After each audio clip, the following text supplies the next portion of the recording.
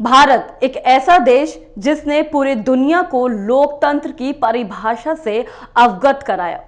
एक ऐसा लोकतंत्र जिसने कई उतार चढ़ाव देखे, इस्लामिक आक्रांताओं का क्रूर चेहरा देखा, ब्रिटिश साम्राज्य का शोषण देखा। लेकिन जब भारत आजाद हुआ तो उसने अपने भविष्य को लोकतांत्रिक मूल्य पर चलाने का फैसला किया और आज भारत दुनिया का सबसे बड़े और सफल लोकतंत्र के रूप में अंतर्राष्ट्रीय मानचित्र पर सीना ताने खड़ा है। हालांकि आजादी के 75 सालों में जरूर लोकतंत्र को तानाशाही के बूतों से कुचलने का प्रयास किया गया हो, लेकिन भारत की जनता ने उन्हें इसमें सफल नहीं होने दिया। कहीं एक चुभन भारत के लोगों के दिलों में पिछले 75 सालों से थी। वो चुभन इस देश की संसद, जिसे अंग्रेजों के द्वारा बनवाया गया था।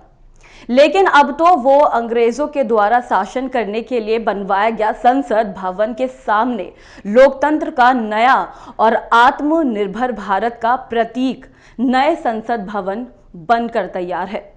साथ ही रविवार को प्रधानमंत्री नरेंद्र मोदी ने पूरे विधि विधान से इसका उद्घाटन भी किया। भविष्य की जरूरतों को देखते हुए इस संसद का निर्माण रिकॉर्ड समय में किया गया। साथ ही लोकसभा स्पीकर के बैठने के स्थान पर सेंगोर को भी स्थापित किया गया, जो हर सत्ताधीशों को यह याद दिलाएगी कि वो भारत के लोगों पर शासन करने के लिए नहीं बल्कि सेवा करने के लिए सत्ता पर बैठे हैं। संसद भवन के उद्घाटन को लेकर कुछ विपक्षी दलों ने खूब विरोध किया, लेकिन इसका असर देखने को नहीं मिला। सोशल मीडिया पर आम लोगों ने नए संसद भवन के उद्घाटन पर खुशी जताई। इस संसद भवन को अगले 200 सालों तक कार्य करने की दृष्टि से बनाया गया है।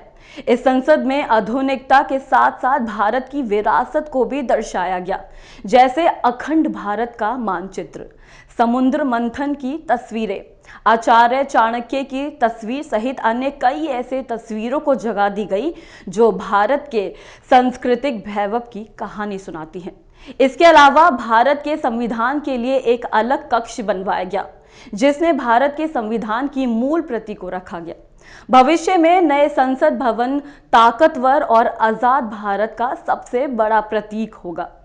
अब अपने संसद में बैठकर देश के आम लोगों की इबारत लिखी जाएगी। अब अपने संसद में बैठकर भारत के लोकशाही को और मजबूत किया जाएगा।